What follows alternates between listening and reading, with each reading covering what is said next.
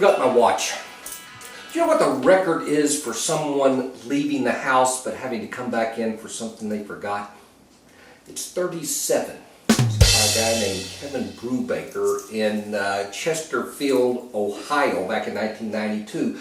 You know, of a morning or whenever we're leaving, for some reason things can get kind of scattered in our brain. I know it can with me, and I'm reminded of a well-known preacher and writer, Charles Stanley. You may have heard of him. He said that prayer is the greatest time saver, and he is so true. You know, there are times I'll start out in the day and I'll be thinking of where I've got to go, what I've got to do, and you may be thinking, oh my gosh, kids are screaming, I've got to go spend some time with someone I don't even really appreciate, you got to go to a job you don't like. All of these things are in your brain.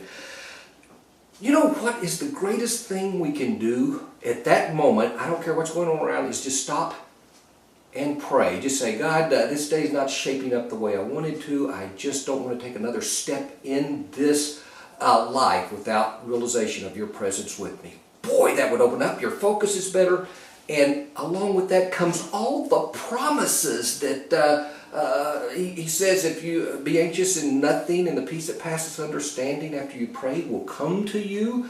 He'll guide you in all your ways. Acknowledge him in all your ways, and he'll guide your path. Why wouldn't we want to start the day with that? We do. We just forget. I know I do.